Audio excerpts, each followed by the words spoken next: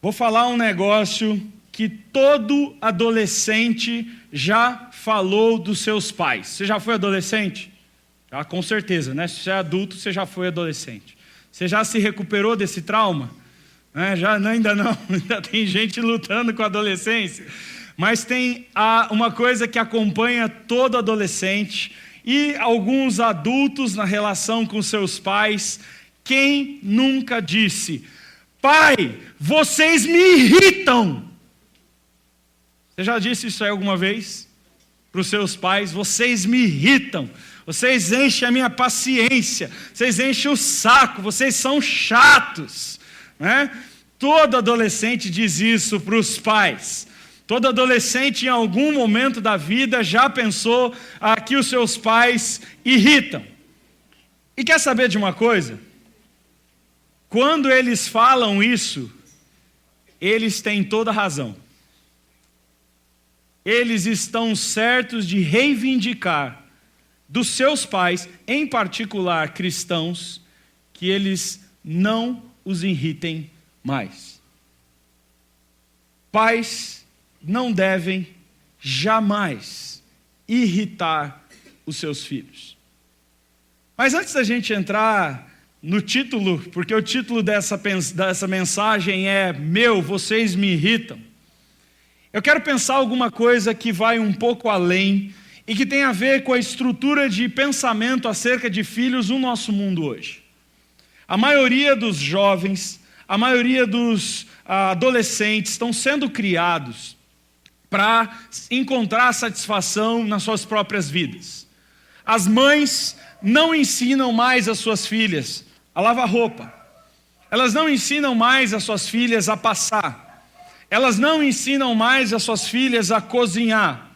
Elas não ensinam mais as suas filhas a cuidar de casa. As mães não se dedicam mais e não se preocupam mais em preparar as suas filhas para o casamento. Pelo contrário, no mundo contemporâneo, na vida atual, o conselho que muitas mães dão para as suas filhas é o seguinte: filha, não seja burra, não se case. Você está perdendo tempo em se casar. Vai fazer faculdade, vai fazer mestrado, vai ganhar dinheiro, vai viajar, vai conhecer o mundo. Não seja tonta como eu, que casei cedo, que tive filho, não aproveitei a vida, fico trancada dentro dessa casa. Todas essas coisas são besteiras, são coisas inúteis. Vá para o mundo, vá aproveitar, vá viver a sua vida. E lá na frente, se você achar que deve, aí você casa e você tem filho. E os meninos são criados do mesmo jeito. Os meninos são criados para serem bons profissionais. Então o pai, ele pega o moleque dele, ele põe na escola de futebol para ter um corpo atlético. Ele põe esse moleque na escola de inglês para ele falar inglês. Ele faz esse moleque fazer, ele acorda de manhã, ele tem Kumon, ele sai do Kumon, ele vai para a escola, ele sai da escola, ele vai para a natação, ele sai da natação, ele vai para o inglês, porque ele quer preparar esse moleque para a vida. Mas ele nunca vai, por exemplo, ensinar para esse menino como cuidar de dinheiro. Ele paga todas as contas do menino. Ele nunca vai ensinar para esse menino o valor do trabalho. Por que não? Eu pago tuas contas para você estudar, para você ser alguém na vida. Não precisa trabalhar. Então ele não ensina o valor do trabalho, ele não ensina como cuidar de dinheiro, ele não ensina como cuidar de uma mulher. Pelo contrário, muitos pais incentivam seus filhos, meninos, a pegar o máximo de mulher possível. Aliás, esse foi o conselho que eu ouvi do meu pai. O meu pai disse para mim, Creuze, né, quando eu tinha 12 anos de idade, ele comprou uma caixa de camisinha para mim, trouxe a caixa de camisinha para dentro de casa, entregou na minha mão e fala: pega todas as mulheres que você puder pegar agora, porque depois você vai casar e vai acabar a sua vida. Olha só a mentalidade que um pai está colocando na cabeça de um filho. Aliás, as nossas brincadeiras de casamento dizem muito da nossa sociedade acerca do que nós pensamos do casamento. Está se enforcando, hein? Agora ficou algemado. Perdeu a liberdade, hein? As nossas brincadeiras de casamento falam muito sobre as nossas percepções acerca de família.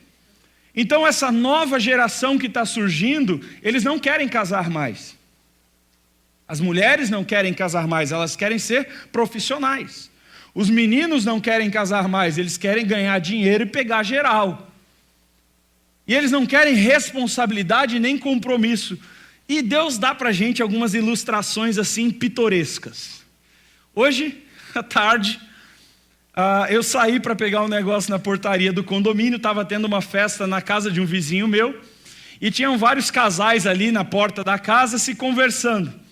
E eu passei por ali e ouvi o papo, né? Porque orelha de pastor é igual orelha de tuberculoso, né? A gente tem um radar que ouve de quilômetros assim. E eu passei por eles, e o papo era o seguinte: uma mulher, ela de um lado, o marido do outro, os dois casados. E eles estavam conversando sobre casamento. Devia ter uns 4 ou 5 casais ali. Aí a mulher virou e falou assim: não, porque eu estou comprando meu apartamento, entendeu? Estou pagando aí, se Deus quiser esse ano eu termino de pagar, porque aí nós vamos passar a trabalhar para comprar o dele, e ele que se vire com a vida dele, eu não vou ficar tomando conta de homem nenhum não. Casados, ok? Casados. Qual a ideia? Cada um compra o seu apartamento, cada um cuida da sua própria vida, do seu próprio dinheiro, das suas próprias roupas, da sua própria comida, da sua própria casa, e de vez em quando a gente se encontra para transar, porque afinal de contas é um saco ter que sair e ficar caçando gente, é melhor manter um parceiro fixo. Então, pensamento contemporâneo, deixa eu curtir minha vida sozinho. E de vez em quando eu estiver afim, eu procuro o meu marido. E quando o meu marido não estiver disponível, eu procuro o meu crush. Porque é isso que é o crush. O crush é o step. O crush é aquele que, meu marido está de saco cheio, eu também estou dele, então deixa eu procurar o crush, vou sair com o crush. Essa saída pode ser desde um jantar até um motel. Então esse é o pensamento contemporâneo, vou curtir a minha vida. Automaticamente, se eu vou curtir a minha vida, você acha que eu vou ter filho? Jamais. Filho é um problema. Filho é encheção de saco. Filho é dor de cabeça. Aliás, as mães e os pais dizem isso para os seus filhos. E aí o que acontece? Os jovens estão deixando para ter filhos quando? 40, 45, 50 anos de idade. É quando as pessoas vão parar e pensar assim: não, agora já comprei meu apartamento de R$500 mil, já terminei de pagar o meu carro de R$120 mil, já viajei para a Disney, já viajei para os Estados Unidos, já viajei para a Europa, já viajei para a Malásia, já viajei para o Japão, já fui na Austrália, na Escócia, na França, na Holanda, já conheci o mundo inteiro, agora eu tenho tempo para filho. E aí, quando tem filho, um só. Porque dá muita dor de cabeça. E o pensamento vai além. Alguns dizem o seguinte: já que filho dá muito trabalho, é mais fácil substituir o filho. Como? Cachorro. O cachorro é o meu filho. Então eu escolho um cachorrinho, eu levo o cachorrinho para casa e eu chamo o meu cachorro de filho. É o meu bebê. Eu faço aniversário para o meu cachorro. Eu faço o casamento do meu cachorro. Eu levo o meu cachorro para ir brincar com os amiguinhos dele no parquinho. E tudo aquilo que eu não faço com o filho, eu faço com o cachorro. Por quê? Porque o cachorro, eu saio de casa às 8 horas da manhã, abro a porta, falo para ele: volto às 8, fecho a porta e vou embora, e dane-se. Ok? E se eu for viajar para a Europa? Pego o cachorro, leva na casa de um amigo, ou da avó e do vô, do cachorro, e entrega lá. Só andou na cadela, seu cão está aqui, fiquem com o meu cachorro. E eu tenho a liberdade de fazer o que eu quiser da minha vida. Agora, é óbvio que eu estou falando de pessoas que não são cristãs, de pessoas que não têm valores cristãos. Eu não estou falando daquelas pessoas que talvez, não, eu quero ter filhos, mas eu não consigo, eu perdi, eu tenho problemas. Não é dessas pessoas que eu estou falando. Eu estou falando daquelas pessoas que elas têm tudo para ter um filho. Elas têm todo o dinheiro necessário, a capacidade necessária, o ventre necessário, tudo funcionando, e ela escolhe, por opção: eu não quero isso para a minha vida. Isso cada dia é mais comum no nosso mundo. Isso vem de um pensamento totalmente pagão. Isso não vem de um coração cristão. Isso não vem de uma mente cristã. E aí, quando essas pessoas têm filhos lá com seus 45, 50 anos de idade, elas já não têm mais paciência para ter filho. E como elas atingiram altos níveis dentro da carreira dela, ela também já não tem mais tempo para ter filho. Aí surgem as mais absurdas bizarrices do universo. Que é aquela criança que entra numa creche às 6 horas da manhã, dormindo, e ela é pegada na creche às 6 horas da tarde, dormindo. E esses pais não têm convívio nenhum com o filho durante 5 dias da semana. Quem é a mãe daquela criança é a tia da creche. Quando chega o fim de semana, essa mãe não sabe lidar com aquela criança. Ela nunca trocou uma fralda daquela criança. Ela nunca consertou um ralado no joelho daquela criança. Ela nunca alimentou aquela criança. Então, como ela não sabe lidar com a criança e ela ganha muito bem, o que ela faz? Contrata a mocinha de branco. A coisa mais normal de você ir no shopping, de você ir nos restaurantes de classe média hoje, é você chegar na parte da brinquedoteca e tá um monte de mocinha de branco sentado conversando. São as babás, que ficam com as crianças no fim de semana. E os pais, o que eles fazem? Eles compram tudo o que aquela criança quer. Tudo o que a criança quer. Pai, eu quero um brinquedo, toma. Pai, eu quero McDonald's, toma. Pai, eu quero ver o filme, toma. Pai, eu quero sorvete, toma. Pai, eu quero o álbum da Copa, toma. Pai, eu quero, toma. Compra tudo para a criança. Por quê? Porque ele se sente culpado.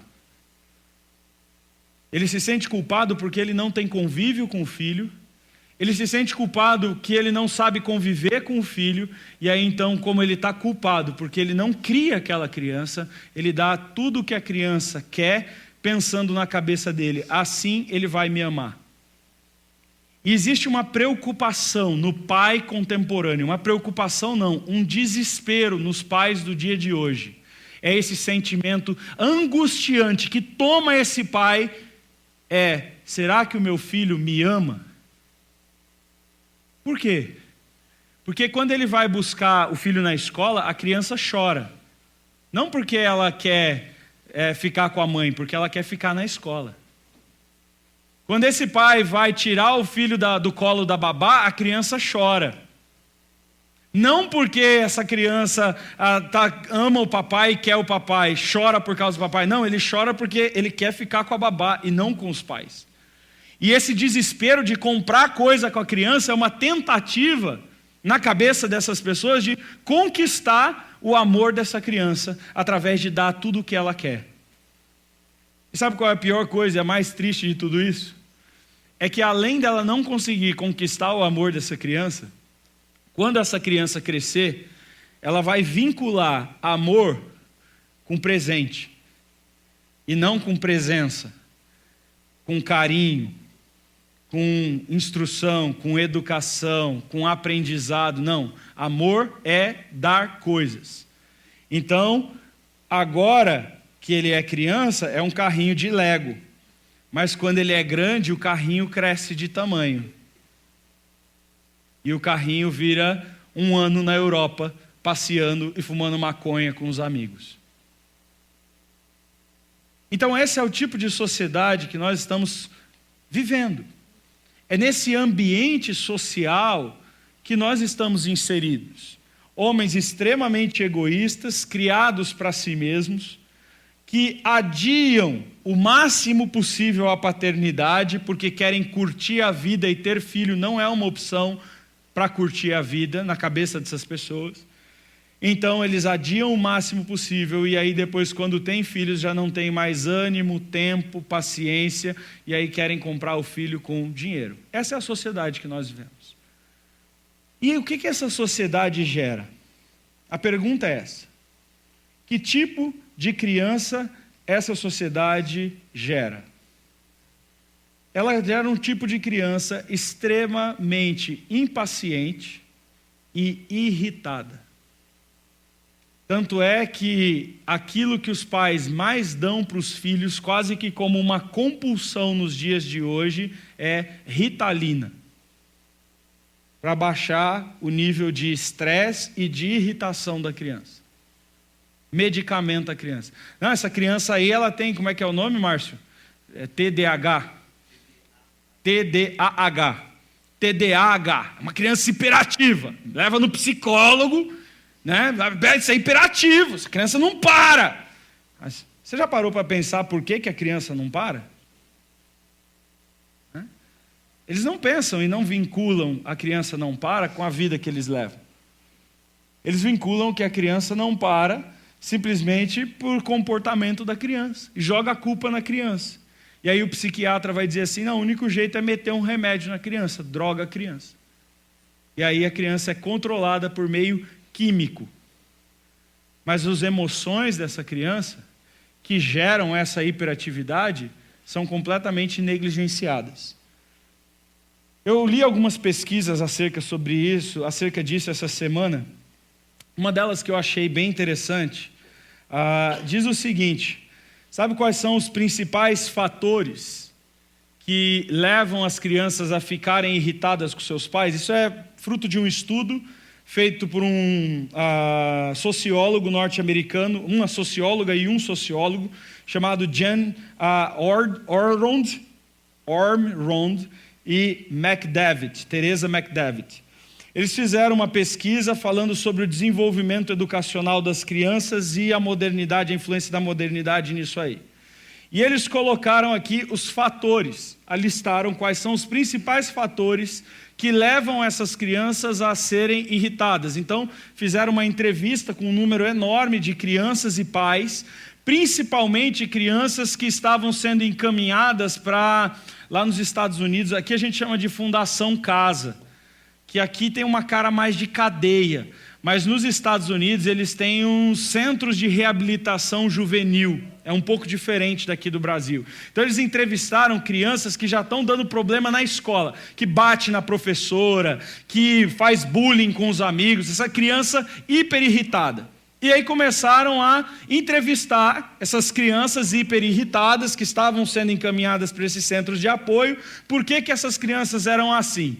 Deixa eu ler para vocês os motivos que eles listam na pesquisa. Vou ler aqui a introdução da pesquisa e o motivo. Ele diz assim, existem muitos fatores que podem contribuir para os problemas de raiva e desafio nos adolescentes. O conjunto de habilidades de regulação emocional, então aquilo que faz uma pessoa ser equilibrada emocionalmente, a capacidade de lidar com as suas emoções e a maturidade para lidar com as emoções, em cada adolescente é diferente.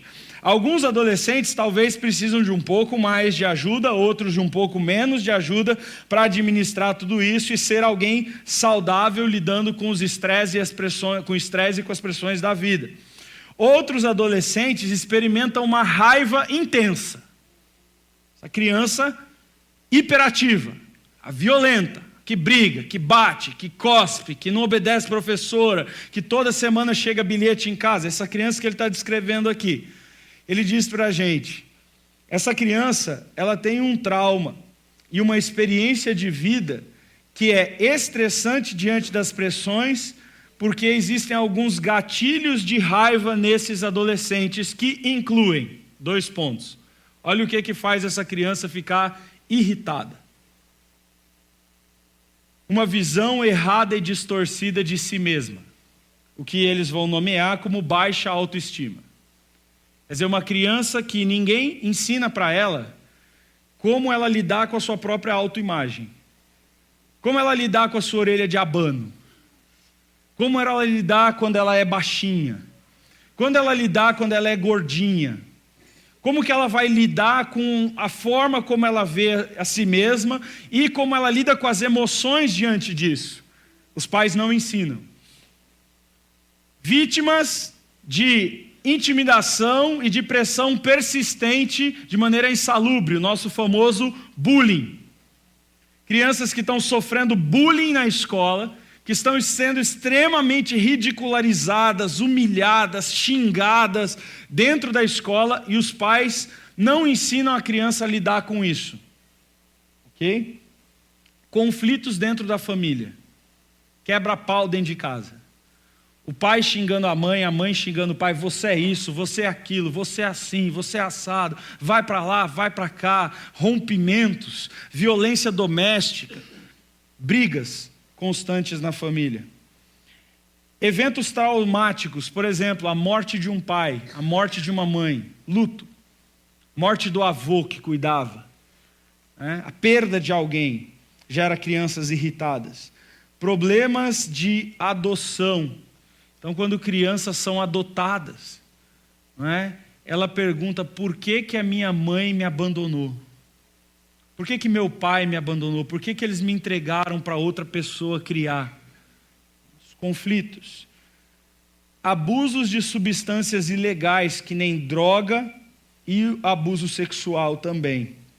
Abuso de substâncias ilegais. Esses dias eu vi um vídeo no YouTube de 2 pais fumando maconha e dando maconha para uma criança de 4 anos de idade. E a criança fumando maconha com 4 anos de idade. No Brasil. Brasil. Talvez você tenha visto esse vídeo por aí. Divórcio, abuso sexual, ausência do pai, ausência da figura paterna. Aliás, tem um livro muito bom, se você lê em inglês, por favor, você é pai de menino, você que é pai de menino e consegue ler em inglês, por favor, leia esse livro, se chama The Boys Crisis. É um estudo dos 88 casos de meninos que entraram em escolas e assassinaram seus amigos lá nos Estados Unidos. Esse sociólogo estudou os 88 casos dos últimos 10 anos dos Estados Unidos de assassinatos em escolas, chama The Boys Crisis, e ele chegou a uma conclusão no estudo dele. Sabe qual é a conclusão?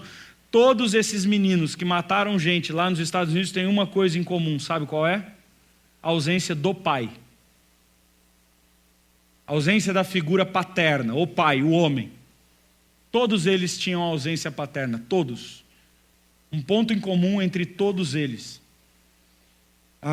Divórcio na família era um outro ponto em comum entre grande parte deles.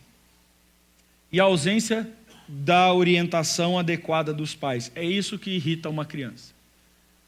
Essas crianças que estão enchendo Fundação Casa, essas crianças que são violentas, essas crianças que são agressivas, essas crianças que são estressadas, que explodem do nada, que dão aquele show no supermercado, que se joga no chão, que bate nos pais. Outro dia eu vi isso, uma menininha de 5 anos de idade, o pai não quis dar, acho que um sorvete para ela, ela começou a bater no pai, bater. Vai bater com raiva, você via que não era aquela batidinha, ela estava com raiva, com ódio, ela dava murro, e ela pegava assim na calça do pai, porque o pai estava na fila para pagar na padaria, e ela estava aqui mordendo e socando e mordendo, ela pegava na calça do pai e fazia assim, me dá, me dá, me dá, e o pai ali todo envergonhado no meio da padaria, sem saber o que fazer, Então, esse é o contexto do mundo que nós estamos vivendo. Essa é a realidade do tipo de criança que esse tipo de pessoa que eu descrevi aqui no começo está formando. Uma criança irritada, uma criança estressada, uma criança que não recebeu algumas coisas dos seus pais. O que essa criança não recebeu? Uma outra pesquisa, escrita por um estudioso chamado Judith Trowell e Marion Bauer, que escreveram um livro As Necessidades Emocionais da Criança. Eles escreveram o seguinte: essa criança tem uma demanda por quantidade de atenção e qualidade de atenção. São crianças que não têm a presença dos pais, crianças que não têm pais presentes, o pai está sempre ocupado. E talvez você fale assim, não, mas eu fico em casa, você é dona de casa, eu fico em casa com meu filho. Isso não necessariamente significa que você está dando atenção para a criança. Porque tem muita mulher que fica em casa com o filho, mas fica em casa assistindo a televisão, a novela do show da tarde. Ela está sempre olhando uma novela, ela está sempre olhando para a televisão, e ela não tem tempo para a criança. E quando ela não está na televisão, ela está no fogão, ela está lavando roupa, ela está limpando o banheiro, ela está cuidando da casa, mas ela não tem tempo para a criança. Nem tempo de quantidade, nem tempo de qualidade. Muitas vezes essa criança tem os pais casados, mas o pai chega em casa à noite do trabalho e ele também não tem tempo para a criança. Por quê? Porque ele vai para a academia. A academia é mais importante que a criança. Ficar marombado é mais importante que a criança. Por que ele não tem tempo da criança? Porque tem o jogo do Corinthians, tem o jogo do Paulão, tem o jogo do Parmeira. É mais importante do que a criança. Por que ele não tem tempo para a criança? Porque eu estou cansado. Ele chega de casa, mete uma cerveja para dentro, desmorona no sofá e fica lá roncando no sofá enquanto a esposa está preparando a janta. E a criança, eu não tenho tempo para a criança. Então, necessariamente, estar em casa não é qualidade emocional para uma criança. Porque uma criança precisa de brincar. E pai precisa brincar com a criança. Pai precisa rolar no chão, pai precisa montar a pistinha de carrinho, pai precisa trocar roupa de boneca, pai e mãe, pais, família. Criança precisa de atenção e dedicação, de tempo. E não é só essa coisa assim, não, pastor, o importante é a qualidade do tempo. Não, não é. O importante é a qualidade e a quantidade de tempo. Crianças que não têm quantidade de atenção, não importa quanta qualidade você dê em meia hora, não supre o dia inteiro sem a presença dos pais. Não, pastor, eu dou 30 minutos para o meu filho, mas é tempo de qualidade. Mentira, isso não existe. Eu tenho 2 filhos. Criança precisa de qualidade e quantidade de tempo com os pais. É interessante porque a Bíblia diz isso. Há muito tempo, muito antes de existir psicologia, muito antes de existir sociologia, muito antes de ter qualquer pesquisa, Deus já diz isso lá em Deuteronômio capítulo 6. Anda com o teu filho, da hora que você se levantar, quando você se sentar, escreve na porta da tua casa, vai pelo caminho, ensina para o teu filho no caminho, ensina, dedicação do quê? Tempo. E é quantidade de tempo. Não é só qualidade de tempo, é quantidade de tempo também. A demanda desse equilíbrio emocional significa, você tem que ajudar o teu filho a formar a identidade dele. Sabe por que os adolescentes e jovens estão perdidos? Eu não sei quem que eu sou. Eu sou um menino, mas eu estou num corpo de menina. Não, eu sou uma menina, mas eu estou num corpo de um menino. Não, eu não sei o que eu sou. Eu estou definindo ainda se eu sou uma menina, se eu sou um menino. Por que isso? Porque não tem alguém instruindo para ele como que é um menino. Não tem alguém instruindo para ele como que é uma menina.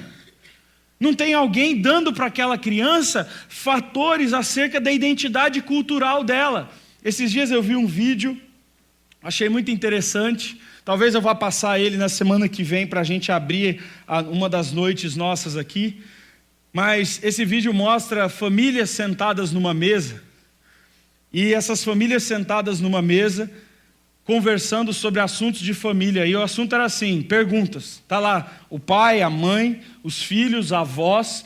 E perguntas assim, onde o seu pai e a sua mãe se conheceram? E eram várias famílias sentadas em várias mesas num estilo de competição. E ninguém sabia. Ninguém sabia. Aí quem não sabia tinha que sair da mesa. No final ficou um velhinho sozinho sentado na mesa, chorando, litros. Porque ele como avô, e aí depois entrevistam ele no vídeo, ele fala assim, eu não sabia que a gente como família não se conhece. A gente vive dentro da mesma casa, mas os filhos não sabem onde os pais se conheceram, os filhos não sabem a cidade onde os pais nasceram, os filhos não sabem a comida preferida do pai, a comida preferida da mãe, a cor da roupa, o local preferido, as férias dos sonhos, quais são os sonhos de vida. Por quê? Porque as famílias não conversam, e tudo isso são fatores que ajudam a formar a identidade de uma pessoa. Eu sou quem eu sou, Eu sou o Creuze porque eu sou filho da dona Euraci, nordestina, nascida em Teresina, lá no Piauí. Eu sou quem eu sou porque eu sou filho do seu Creuze, um negro, filho de uma escrava, nascido em Bebedouro, no interior do estado de São Paulo. Eu sou quem eu sou porque os meus avós, uma parte era indígena, outra parte veio de navio de Portugal. Eu sou quem eu sou porque eu nasci na cidade de São Paulo, na Avenida 9 de Julho, no Hospital Matarazzo. Eu sou quem eu sou porque eu tenho uma cultura que me formou e essa é a minha identidade que vem dos meus genes, que vem do meu pai e da minha mãe. Então, crianças que têm problema emocional são crianças que não têm identidade, porque elas não conhecem a sua história. Crianças que não têm afeto. Crianças que não têm carinho, crianças que não têm alegria. Aliás, o Brasil é o segundo país do mundo, só atrás da China, em crianças que são obrigadas a trabalhar. Esses dias eu e o Márcio ficamos emocionados, a gente estava voltando, não sei de onde, mas onde a gente estava voltando, uma visita para um pastor amigo nosso, estava precisando tomar uma decisão importante. Paramos ali no semáforo, no Tamboré, veio um menininho na janela jogando bola, o moleque tinha 10 anos de idade, pedindo dinheiro. Aí o Márcio falou assim, você estuda? Ele falou assim, estudo tio, estou na sexta série. Aí nós fizemos o cálculo na cabeça, o moleque está bem, seguiu certinho, né? Está na série certa para a idade certa. Aí o Márcio virou e perguntou assim, cadê o teu pai? E aquilo caiu, eu não digeri aquilo até hoje, Márcio, eu não sei você, mas eu estou com aquele moleque na minha cabeça até hoje e pensando o que eu posso fazer para ajudar aquela situação. Mas ele falou assim, meu pai está preso e minha mãe está trabalhando. E ali estava ele no farol junto com o irmão dele. Esse moleque ele é criado na rua, junto com bandido, junto com drogado. Essas pessoas usam essas crianças para ganhar dinheiro para eles. Essas pessoas abusam sexualmente dessas crianças. Então são crianças que elas não têm alegria, felicidade. Elas não têm memória de brincar na rua, de carrinho, de boneca, de ser criança. Aliás, a gente faz isso muitas vezes, não é com o filho na rua, é com o filho dentro de casa.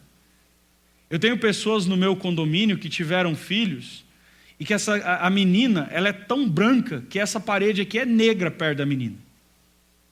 Porque a menina não sai de casa. A menina é trancada dentro de casa 24 horas por dia. Aquela menina não brinca com outras crianças, ela não corre, ela não rala o joelho, ela não anda de bicicleta, ela não anda de patins, ela não joga bola, ela não empina pipa, ela não é criança, ela fica o dia inteiro dentro de uma casa fechada assistindo televisão. Porque eu tenho medo. Eu tenho medo que meu filho caia. Eu tenho medo que meu filho se afogue. Eu tenho medo que alguém sequestre meu filho. Eu tenho medo. Aí essa cápsula de medo eu tranco a criança dentro de casa e eu solto ela na frente da televisão e ela fica lá 8, 9 horas por dia na frente de um aparelho. Hipnotizada pelo aparelho. Essa criança ela não tem alegria. Ela não tem as satisfações normais do desenvolvimento humano. Ela não tem senso de pertencimento. Ela não tem senso de que ela pertence a uma sociedade, ela não tem senso que ela pertence a uma igreja, ela não tem senso que ela pertence a um estado, ela não tem senso que ela pertence a um país, ela só tem um senso, a conexão emocional dela é com o youtuber que ela assiste. E se você perguntar para a maioria das crianças hoje em dia, o que você gosta de assistir? É youtuber. E elas vão dizer para você assim, sabe o quê? Eu quero ser o youtuber tal. Antigamente as crianças diziam assim, eu quero ser igual meu pai. Eu quero ser igual minha mãe. Eu quero ser pastor como meu pai. Eu quero ser mecânico como meu pai. Eu quero ser dona de casa como a minha mãe. Eu quero ser igual aos meus pais. Hoje em dia as crianças falam assim, eu quero ser igual ao youtuber. Por quê? Porque ela não conhece o pai e a mãe, ela conhece o youtuber. Ela conhece tudo da vida do youtuber. Você já assistiu os youtubers? O youtuber, o que ele faz? Ele filma ele indo no banheiro, ele filma ele comendo, ele filma ele indo no shopping fazendo compra, ele filma ele brincando com os amigos, ele filma a vida dele, tudo que ele faz. E a criança conhece tudo da vida do youtuber, tudo. Qualquer coisa que você perguntar do youtuber, ela sabe. Do pai e da mãe, sabe? Não. Então quem ela quer ser? O youtuber. Quem ela conhece. Então essa é a realidade do nosso mundo. Essas crianças, elas não têm senso de pertencimento, ao mesmo tempo elas têm um senso constante, acompanhando a vida delas, de rejeição. Por que que o meu pai não brinca comigo? Por que que o meu pai não me ama? Por que que o meu pai não me beija? Por que que a minha mãe não me abraça? Por que que está sempre todo mundo ocupado demais para mim? Por que que ninguém me dá atenção? Essa criança tem, por causa disso, tristeza profunda. São crianças quietas, caladas, isoladas, silenciosas. Frustração constante, irritação e vontade de morrer. Uma das pesquisas que eu li recentemente diz que está aumentando absurdamente no Brasil o índice de crianças, estou dizendo crianças abaixo de 12 anos de idade, cometendo suicídio. Essa criança não tem estímulo lúdico, ela não tem imaginação, você bota ela para brincar no chão, solta um monte de brinquedo, ela não sabe fazer o que fazer com os brinquedos. Sabe qual que é o maior prazer das crianças no YouTube hoje em dia? Abrir embalagem de brinquedo. Tem youtubers que só fazem isso. Tem o dia do tudo pode, do tudo sim no shopping. Aí ela vai no shopping, tudo que ela pediu, o pai tem que dizer sim, ele vai filmando. Crianças do YouTube. E aí elas recebem um pacote, chega em casa com um monte de sacola, põe num canto, e o vídeo inteiro é crianças abrindo o pacote e colocando o brinquedo de lado. Olha que legal, tem rodinha colorido, bonito. Joga do lado, pega o próximo pacote. Abre o pacote, tira. Ai, que bonita, perninha, roupinha. Joga do lado, pega o próximo pacote, ela vai abrindo o pacote, o vídeo inteiro. O que ela faz com aquele brinquedo? Ela brinca? Não. Ela não sabe brincar. Porque ninguém nunca ensinou isso para ela. Ela não tem parte lúdica, ela não tem imaginação, ela só sabe ter o prazer de comprar e abrir o pacote. Mas depois que o pacote está aberto, acabou. Você acha que isso reflete na família e no futuro dessa criança? Lógico que abre. Sabe como? Ela casa. Ela casa, o casamento tem que ser o casamento dos sonhos. 50 mil reais numa festa, 120 mil reais numa viagem para Paris, com um fotógrafo acompanhando para postar no Instagram, no YouTube, a viagem inteira. Aí ela casou, foi para a lua de mel, abriu o pacote, voltou da lua de mel, pede o divórcio. 1, 2, 3 meses de casamento. Por quê? Perdeu a graça. Vamos abrir o próximo pacote.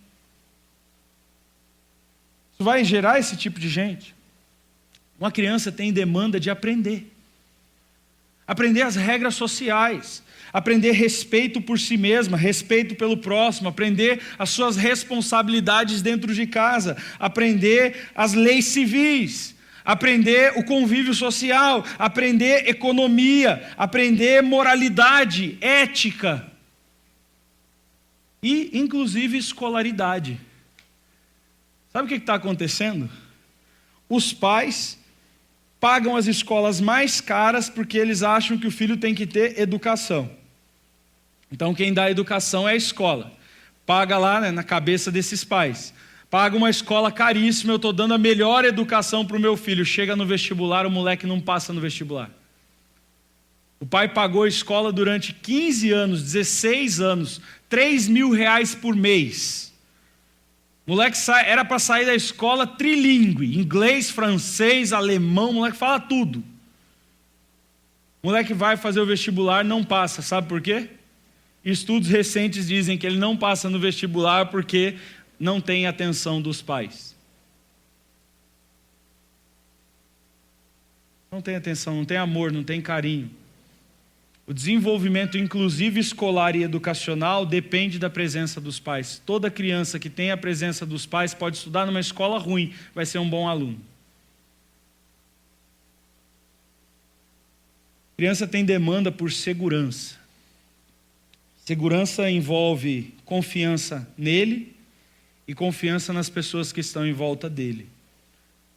Confiança envolve limites, impor limites, porque quando você impõe limites para uma criança, você está impondo para ela a segurança. Ao mesmo tempo, você tem que impor limites, mas à medida que essa criança vai crescendo, você tem que ir dando responsabilidades e autonomia. Faz você mesmo, se vira. Então, por exemplo, eu tenho uma menina em casa, 6 anos de idade, e agora, esses dias, eu decidi que eu não vou mais limpar o bumbum de uma menina de 6 anos de idade. Tem o menor cabimento. Não tem o menor cabimento. Ela estava lá no banheiro gritando: pai, acabei! Pai, acabei! Eu falei: se vira. Ai, pai, mas eu não sei limpar direito, vai sujar minha calcinha. Problema seu. Eu já te ensinei, se vira. Não vou limpar mais, não limpo mais. Não tenho que fazer isso, é responsabilidade sua. E se sujar com a sua calcinha, você vai lavar sozinho. Eu te ensino a lavar no banho. Mas você vai cuidar das suas próprias coisas. O Noah, esse semestre na escola, tirou várias notas ruins. Por quê? Porque ele não leva os livros para a escola no dia. Eu e a Arit botamos a agenda dele da escola, com todos os dias da semana, com todas as matérias e com os livros que ele tem que levar. Ele já sabe ler. Ensinamos para ele a olhar a tabela, olhar o dia e olhar o material. Se você não levar e for mal na escola, é problema seu. E se você for mal, vai apanhar. Além da nota ruim. E lá em casa tem 2 tipos de coisa que eu não aceito. Uma é desrespeito com pai e mãe e nota ruim é outra. Então é assim, nota abaixo de 8 é cascudo, nota abaixo de 7 é cascudo com queimadinha. Tá ligado? Então, a gente tem as regras familiares lá, nossa, né? Ok.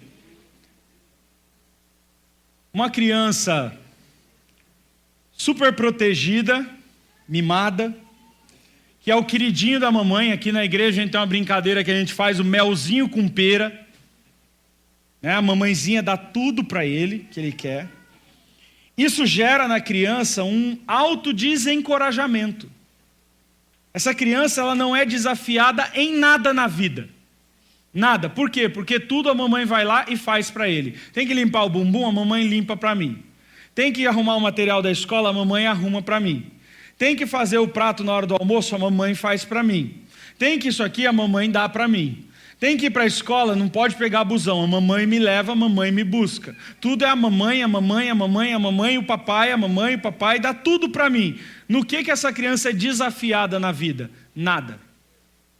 Sabe que tipo de adulto isso aqui vai gerar? Um cara com 35 anos de idade sentado num sofá jogando videogame que nem um retardado mental, pedindo dinheiro para o papai e para a mamãe ir no shopping, pedindo dinheiro para o papai e da mamãe botar gasolina no carro, pedindo para a mamãe e para o papai comprar presentinho no dia dos namorados. Um retardado. Um retardado. Um homem de 35 anos que só sabe viver dependente do papai e da mamãe. Culpa de quem? Dos pais, que sempre deram tudo. Que nunca ensinaram para ele que ele tem que lutar pelas suas próprias coisas, senão ele não vai ter.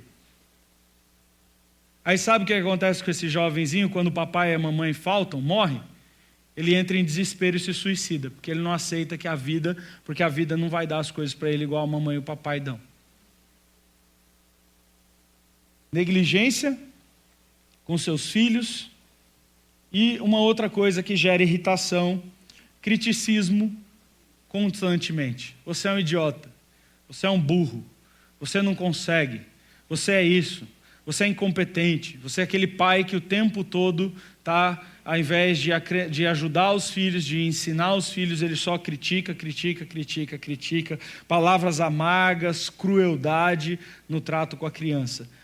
Pergunta: isso tem a ver com a Bíblia? Claro que tem. Tudo isso aqui tem a ver com a Bíblia. A psicologia, as ciências modernas e as pesquisas só revelam coisas que a Bíblia já está dizendo há mais de 2000 anos. Tudo isso que eu falei se resolve com basicamente 2 versículos das Escrituras. Queria te desafiar a abrir a tua Bíblia aí um pouquinho agora. Primeiro texto está lá na carta de Paulo aos Efésios. A primeira carta de Paulo, a única carta. Carta de Paulo aos Efésios, capítulo 6. Capítulo 6.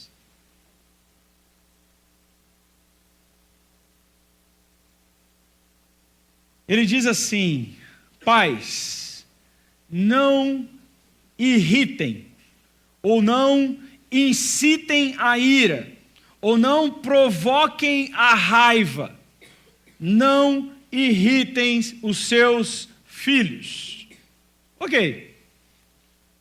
A ordem de Deus é muito clara. Pai, você não deve deixar o seu filho irritado. Quer dizer, você não deve gerar no seu filho ansiedade, você não deve gerar no seu filho uma exasperação emocional, insegurança, instabilidade. Você não pode exigir do seu filho coisas que não são razoáveis dentro da capacidade das competências dele. A explicação dessa palavra também interfere. Você não pode interferir de maneira desnecessária, sem propósito na vida dos seus filhos.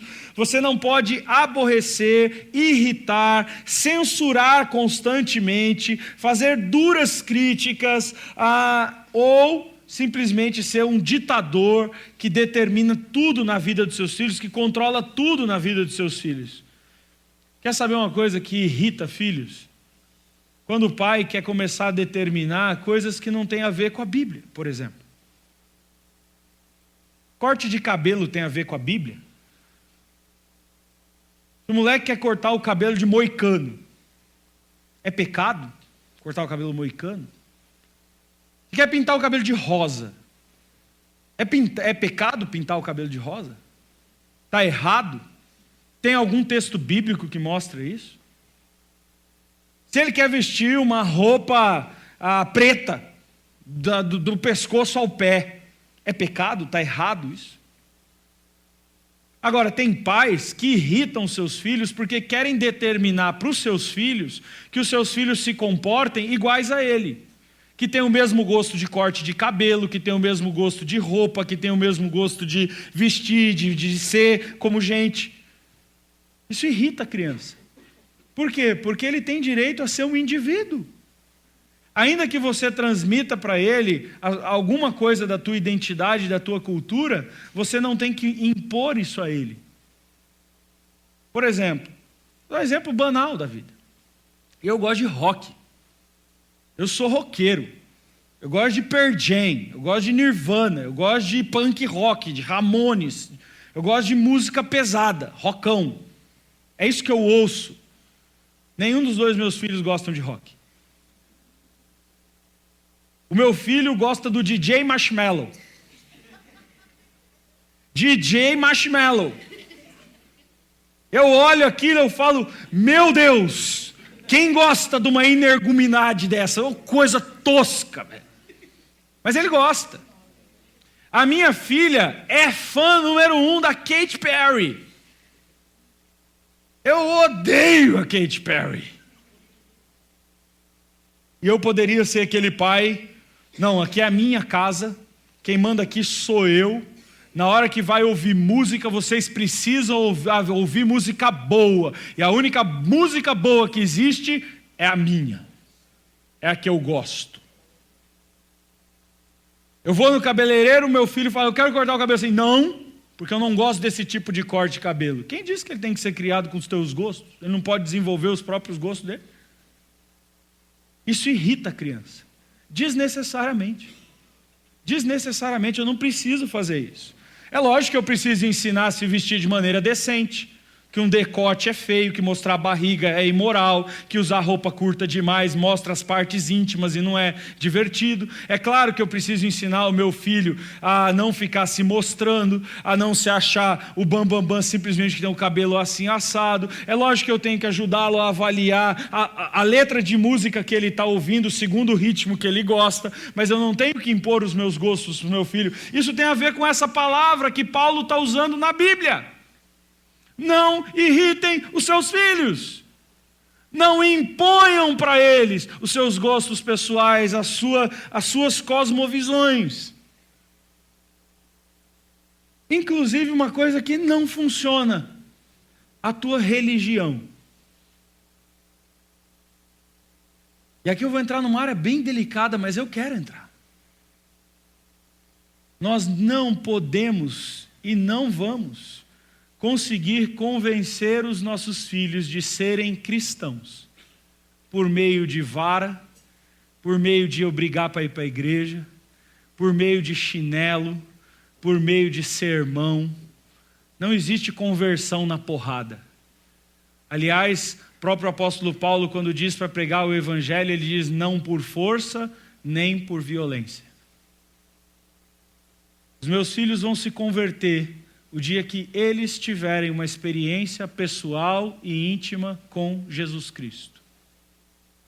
E o dia que eles tiverem uma experiência pessoal e íntima com Jesus Cristo, eles vão para a igreja porque eles amam a igreja.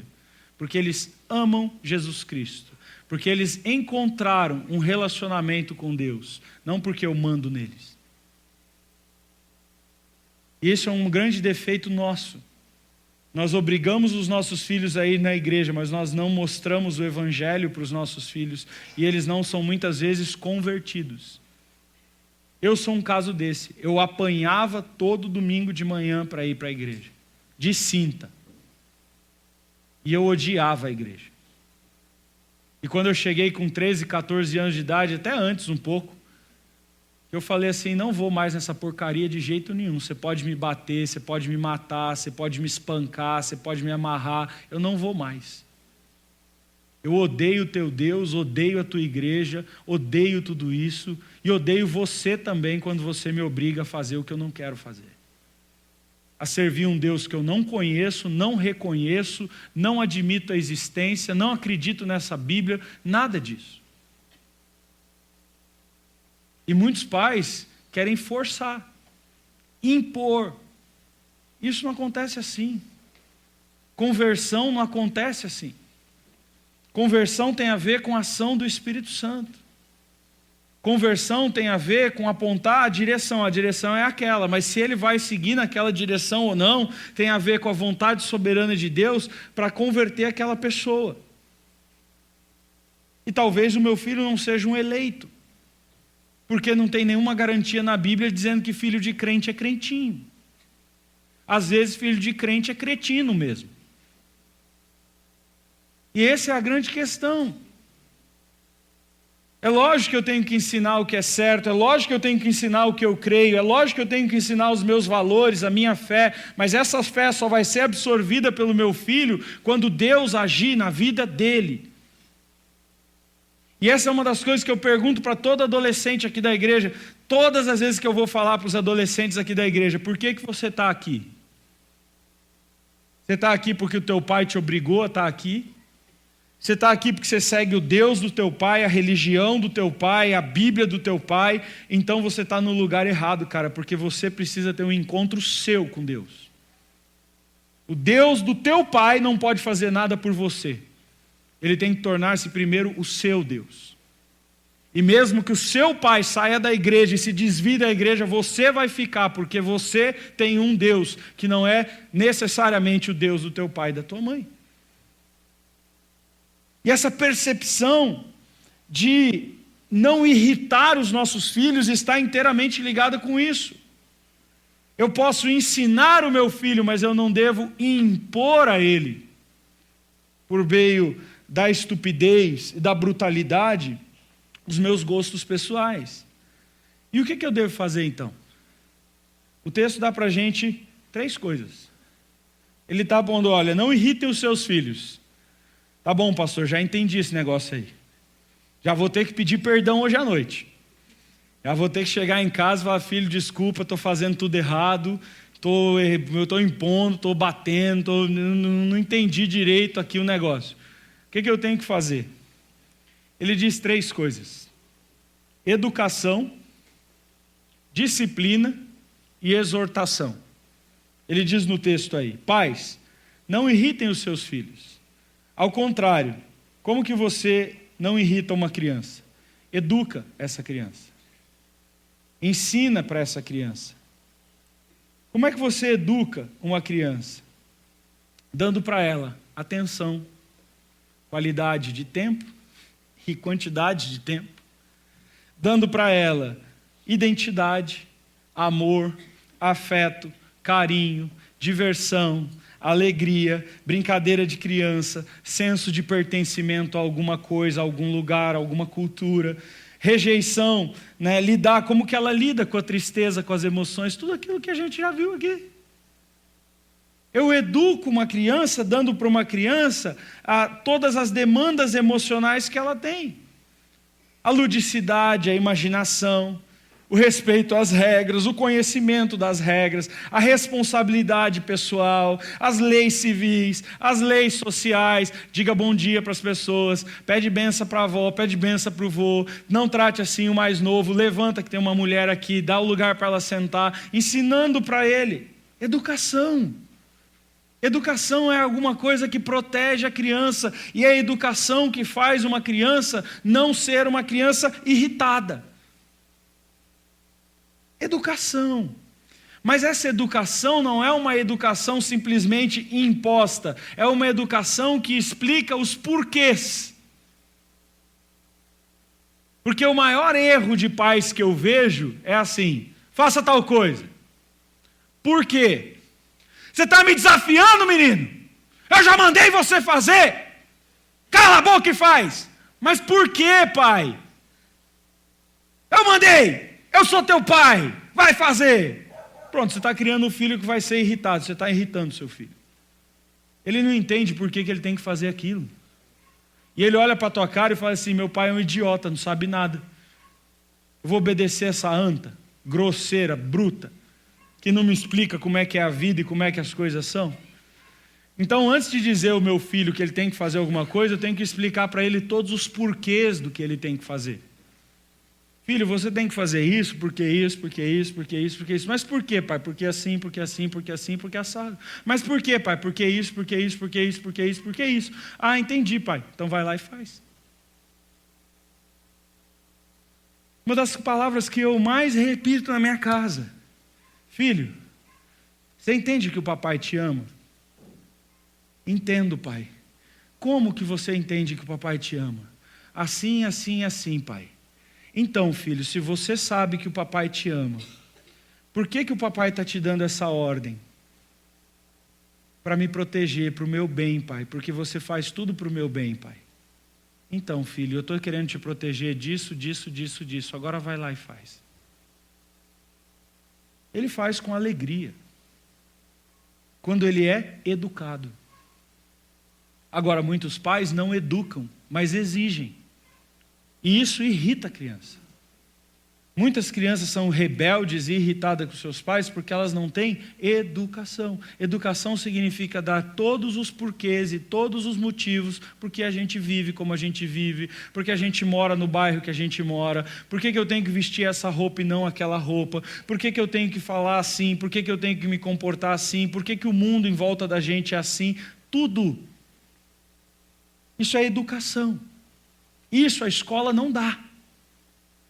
Escola da matemática, escola da história, escola da geografia.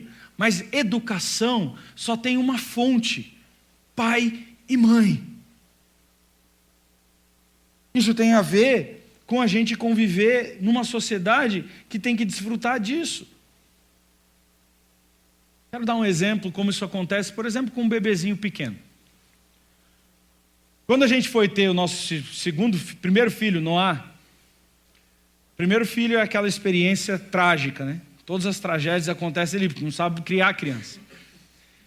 Porque os meus pais não me ensinaram, nem o das minha esposa.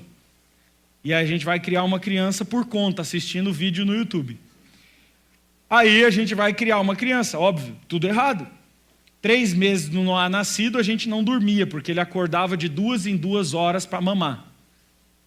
Você sabe o que você é passar uma noite inteira, de uma semana inteira, de um mês inteiro, acordando a cada 2 horas? Chegamos depois de 3 meses de filho nascido no pediatra, um trapo de ser humano. Eu com as olheiras aqui embaixo, sem dormir. A minha esposa com as olheiras do tamanho do mundo, sem dormir. Irritadíssimos com a criança. E a criança extremamente irritada com a gente.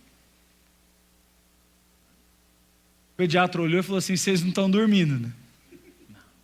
Não estão. Por que vocês não estão dormindo? Não, porque ele acorda a cada 2 horas para comer. E a gente vai lá, tem que levantar, pegar no berço, trazer, dar o mamar, demora uns 40 minutos mamando, depois devolve. Quando a gente está começando a cochilar de novo, já passou outras 2 horas, tem que dar mamar de novo. E é uma desgraça e um inferno e não consigo. Aí o pediatra olhou para mim e falou assim: ô amigão, quantos quilos você tem? Aí eu falei: 110. Ele falou assim: tu acorda a cada 2 horas para comer? Eu falei: não. Ele falou: pois bem, o teu filho é um ser humano também. Ele não precisa comer a cada 2 horas. É mesmo? É. Beleza. Como é que eu faço agora? Aí o médico falou assim: o negócio é o seguinte, cara, dentro da barriga da mãe, quando está a criança lá, é tudo preto. Não tem luz lá dentro. Então ele não sabe, dentro da barriga, quando é dia, quando é noite. E além disso, a mãe está o tempo todo produzindo alimento para ele e mandando comida para ele pelo cordão umbilical. Então ele não sabe qual é a hora de almoçar, qual é a hora de jantar, qual é a hora de tomar café da manhã, ele não sabe. Ele sai da barriga sem saber qual é a hora de dormir, qual é a hora de comer, qual é a hora de cada coisa. Então, vocês são os pais, vocês têm que ensinar para eles. Oh, mas a criança não sabe sabendo dormir? Ele falou: não sabe. E a criança não sabe sabendo comer? Não sabe. Tu vai ter que ensinar a comer e a dormir. Eu falei: cara, não sabia disso. Como é que eu faço isso? Simples assim. 1 hora antes de você dormir, antes você quer que a criança durma, vocês vão escolher um horário para a criança dormir. 1 hora antes, vocês vão apagar as luzes da casa, desligar a rádio, desligar a televisão, tirar os barulhos. Aí vocês vão dar a janta. Vão levar no banhinho morninho, fazer massaginha com creminho, dar o banho bonitinho, trocar de roupa, dar o último mamar. Põe no berço acordado, porque ele precisa aprender a dormir. Ele não sabe dormir. Põe lá no berço acordado, pôs no berço acordado. Apaga a luz no quarto dele, no berço dele, não é do lado da sua cama não, é no quarto dele, no berço dele. Apaga a luz, fecha a porta e sai. Mas e se ele chorar? Aí o médico falou assim: não é e se ele chorar, ele vai chorar. E ele não vai fazer um chorinho não, ele vai fazer o choro como se fosse o fim da vida dele, da existência do planeta Terra. Vai ser o choro. E ele não vai chorar 10 minutos, ele vai chorar 2 horas. E você não vai pegar ele no berço. Você vai largar ele no berço chorando, porque ele precisa aprender a dormir. Ele não sabe dormir sozinho. Por quê? Porque todas as vezes quando você vai botar ele para dormir, o que você faz? Dá a comida, chacoalha, ele dorme. Aí você põe ele dormindo. No meio da noite ele acorda, ele sabe voltar a dormir? Não. Como que ele dorme? Precisa comer e precisa chacoalhar. Então ele não pode, todas as vezes você vai ficar escravo, você precisa ensinar ele a dormir sozinho. Primeira noite, apaguei a luz, fechei a porta, igual o médico contou, 1 hora antes, mamar, comida, troca de fralda, banho, bonitinho, pusemos no quarto dele, no berço dele, apagamos a luz, fechamos a porta. Chorou. Sabe quanto tempo? 1 hora e 40 minutos. Eu na porta, segurando a porta, e a minha esposa chorando aqui junto. Então era 2 choros, era um choro do neném e um choro da esposa. Mas eu aguentei firme. Eu falei: eu preciso voltar à minha vida. Esse cidadão de 3 meses não vai me controlar mais. Quem manda nessa bagaça sou eu. Aguentei firme. O médico falou: a cada 10 minutos você abre a porta, fala: o papai está aqui, mamãe está aqui, agora é hora de dormir, vai dormir. Fecha a porta de novo. Fiz isso. Primeiro dia, 1 hora e 40 minutos. Segundo dia, 50 minutos. Terceiro dia, 35 minutos. Quarto dia, 10 minutos. Quinto dia, nós botamos no berço, ele dormiu 8 horas e eu voltei a ter vida. Só que sabe o que acontece? A mentira que tem contado na nossa sociedade hoje, que você não pode deixar o teu filho sofrer. Só que uma das coisas que eu tenho aprendido na minha vida é que toda educação gera sofrimento. Não existe educação sem sofrimento. Porque educação significa dizer não para a gente mesmo. E dizer não para a gente mesmo não é fácil. Não é fácil para mim, que tenho 41 anos, não é fácil para um bebê que tem 2, 3 meses de vida. Então isso tem a ver com educar a criança. Hoje os meus filhos têm 6 anos de idade, das 7h30 da noite, eles jantam, tomam banho, 8 horas eles estão na cama e dormem. Sabe o que eu vou fazer? Sentar na mesa com a minha esposa, luzinha de velas, tacinha de vinho, a gente janta só os dois. Come, a gente conversa, a gente ora, a gente faz a nossa devocional junto. Aí, de vez em quando, uma vez por semana, quando tem sorte, tem os entretanto, né? E aí a gente vai dormir às 11 horas, 11h30, em paz, e a gente teve 3 horas de convívio, de amor, de relacionamento, de coisas na nossa vida. Agora, por que casais estão se separando? Porque não tem convívio, não tem relacionamento, porque são escravos dos filhos. Então isso tem a ver com educar. Isso tem a ver com educar o filho, em criar alguém que é apto para lidar com os seus sentimentos. Mas essa educação, o texto diz para a gente, ela tem que ser seguida de exortação, de disciplina. E o texto fala que quando a gente vai educar o filho, a gente tem que ensinar com disciplina. Disciplina tem 2 coisas interessantes. A primeira coisa da disciplina é dizer o que está errado. Isso está errado. Não pode fazer isso. Não é assim que se age. A segunda coisa da disciplina tem a ver com a reação da criança à disciplina. Porque quando você sentou com a criança, você educou a criança, respondeu todos os porquês.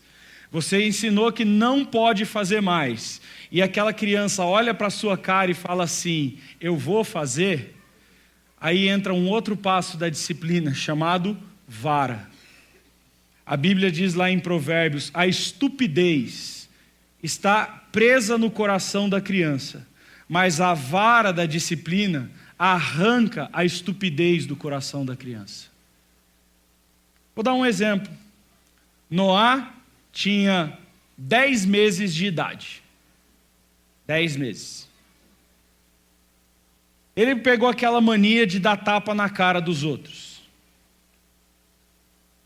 Então, um dia minha sogra estava na minha casa, ele olhou para a casa da minha sogra, ela com ele no colo, dando papinha para ele.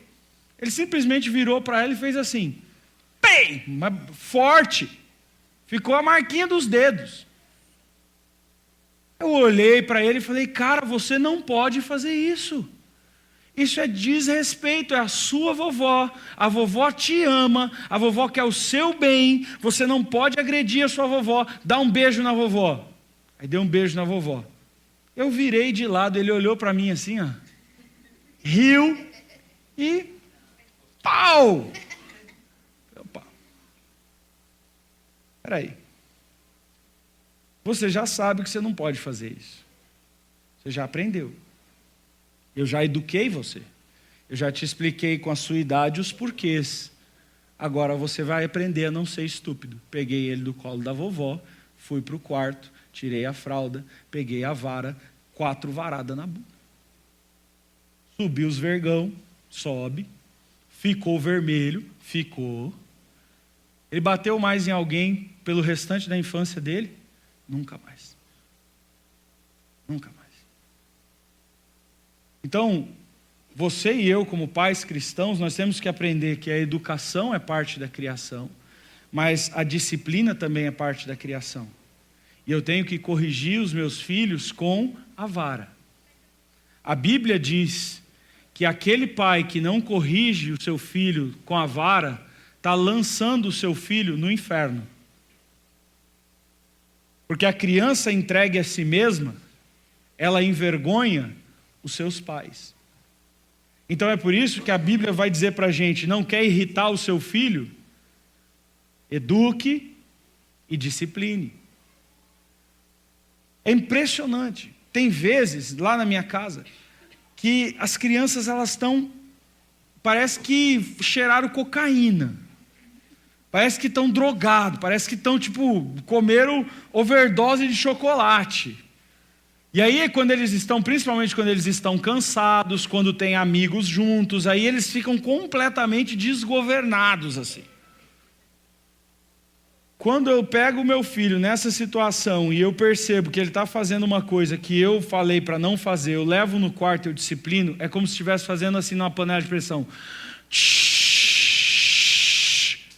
Ele se acalma. Ele não fica bravo comigo. Pelo contrário.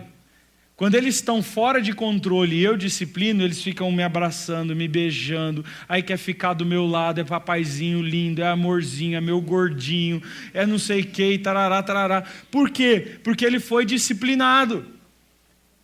Porque foi tirado uma estupidez do coração dele. Porque ele próprio estava pressionado pelo seu pecado e esmagado pelo seu pecado, e eu livrei ele disso. Então nós precisamos corrigir os nossos filhos. Agora, é importante lembrar, não é descontar a raiva na criança. Porque as mães de antigamente, elas não corrigiam, elas agrediam. Elas estavam com raiva da criança, então elas pegavam o chinelo, a cinta, um pedaço de pau, um fio, o que tivesse pela frente, e ela ia batendo e a raiva era expressa. Eu já falei! Às vezes aprendia divisão de sílabas, né? E aquilo gerava em você uma raiva, um ódio. Eu me lembro de vezes de eu ficar com ódio da minha mãe. Se eu pudesse naquela hora, se eu tivesse força, eu matava minha mãe naquela hora. Sabe por quê? Porque eu não entendia por que eu estava apanhando. Ninguém nunca me falou, só chegava batendo.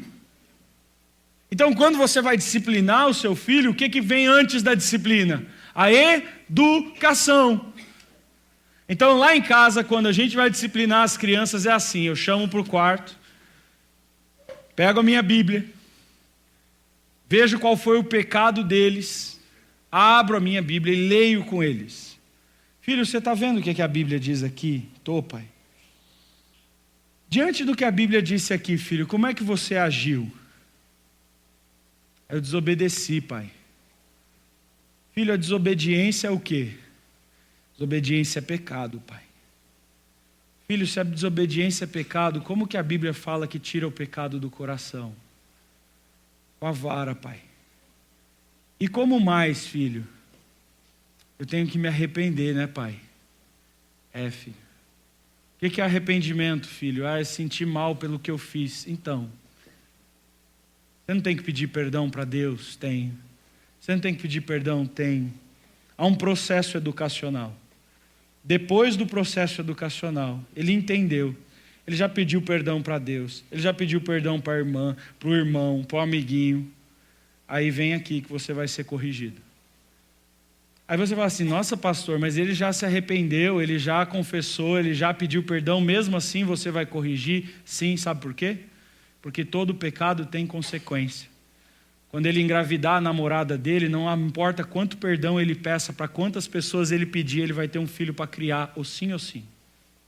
Então ele vai apanhar, mesmo diante do arrependimento. Por quê? Porque ele tem que aprender a lidar com as consequências do erro dele, e consequência dói. Então antes de pecar, ele tem que pensar, espera aí, será que eu quero lidar com as consequências disso aqui? Vai doer, vai machucar. Não, então não vou pecar. E é isso que eu estou ensinando com a disciplina. E o texto termina dizendo que a gente tem que ensinar com a disciplina e com a exortação. A última palavra é muito interessante. A última palavra é a palavra grega noutetel, que é a palavra que é traduzida muitas vezes como aconselhamento. Então significa, primeiro você, pai, dá a educação, depois você dá a disciplina, e depois você faz o quê? Você aponta o caminho certo e você ajuda essa pessoa a emocionalmente, mentalmente caminhar para a direção certa, através do aconselhamento. Então existe uma etapa bíblica. Pais, não irritem os seus filhos. Tá bom, pastor, como é que eu não irrito o meu filho? Educação, todos os porquês. Emocionais, sociais, tudo. Não obedeceu à educação, disciplina. Primeiro uma bronca, depois a vara, depois ele vai crescer, a vara já não vai funcionar mais, aí você vai ter que talvez tirar o celular, deixar de brincar na rua, fazer alguma coisa tirar alguma coisa que ele gosta, porque depois dos 10 anos de idade, 11 anos de idade, a vara já não funciona mais, então não adianta usar a vara depois dessa idade. A vara é quando é pequenininho, quando é grande a vara vai ter outros nomes, a vara vai se chamar videogame, a vara vai se chamar brincar na rua, a vara vai ter outro nome. E em algumas vezes, se é um marmanjo de 18, 19 anos, a vara é abrir a porta de casa e falar: toma seu rumo, sai daqui e não volte enquanto você não se arrepender. Como Jesus fez, o pai fez com o filho pródigo. Dentro da minha casa não. Está aqui tua herança, sai fora, vai para o teu chiqueiro e para as tuas mulheres. Dentro da minha casa não. Ok, isso é a vara. Ah, pastor, a vara funcionou. Tomou a varada, voltou à razão, equilibrou, se arrependeu, confessou. Beleza, agora vamos sentar junto e vamos conversar. Para que a gente precisa fazer para que isso não volte a acontecer mais? Isso se chama aconselhamento. Então, esse é o caminho de Deus para não irritar os seus filhos. A pergunta é: você tem irritado os seus filhos? Agora, quando a coisa se repete na Bíblia, ela é muito interessante, porque esse texto ele se repete na Bíblia. Ele se repete lá em Colossenses capítulo 3, versículo 21, e ele diz assim lá: pais, não provoquem a ira nos seus filhos, a fim de que não desanimem. Não desanimem. Você sabe qual é o maior problema dessa geração? Desânimo. É uma geração completamente desanimada. A gente tem conversado isso aqui, como é que a gente trabalha com os adolescentes daqui da igreja. Sabe por quê? Antigamente, quando eu era adolescente, jovem, a gente falava assim: vamos no cinema, ia todo mundo. Vamos pegar um busão, aquele programa de índio, tosco. Vamos pegar um busão, viajar 20 horas, fazer um intercâmbio com a igreja lá de São Tomé do Juriquiqui, no fim dos mundos.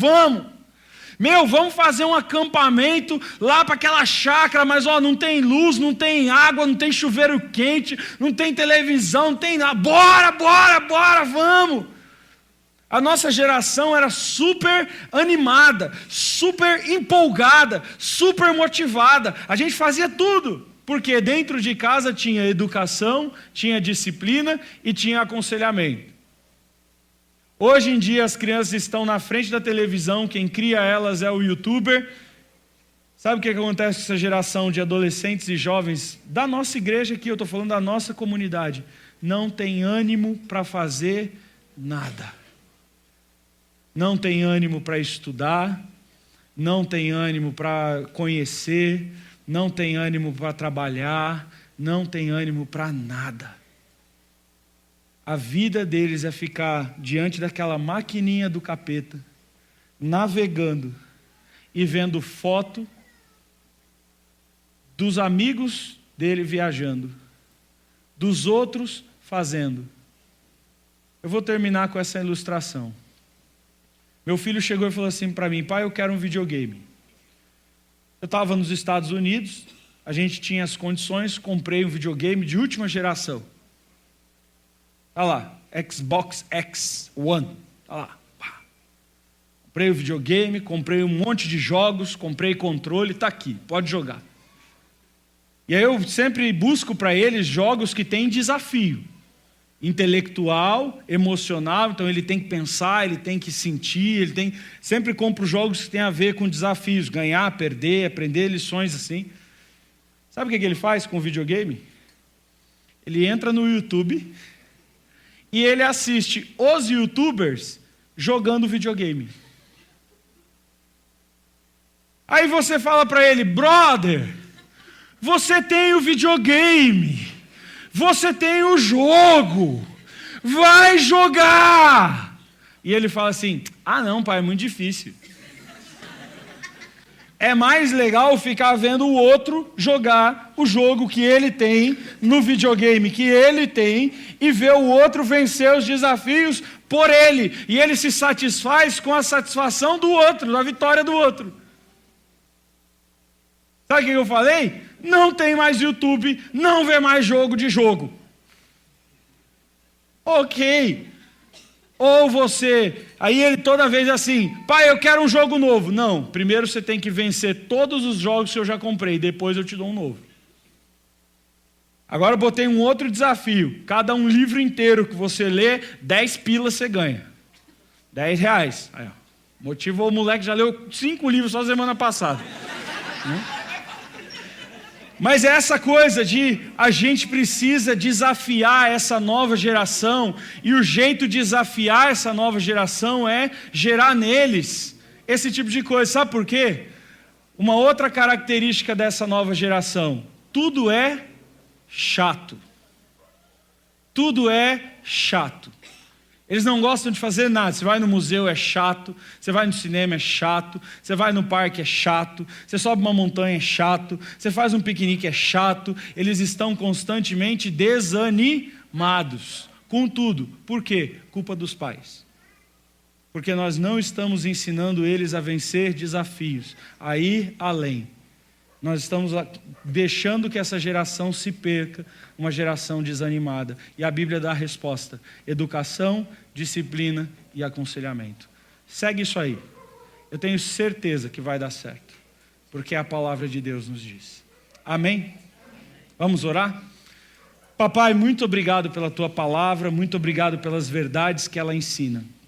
Nos ajuda a crescermos e a sermos pais que educam e criam uma nova geração menos desanimada, menos irritada, menos desmotivada, mas que nós possamos criar filhos que possam ser pessoas que são éticas, que são felizes, que são morais, que são talvez cristãos para a glória do teu nome, conforme o teu querer, mas nós possamos criar cidadãos e cidadãs, homens e mulheres dignos de honra diante da sociedade que nós vivemos, que nós não imitemos o rumo de vida desse mundo, mas que nós possamos direcioná-los para os caminhos do Senhor.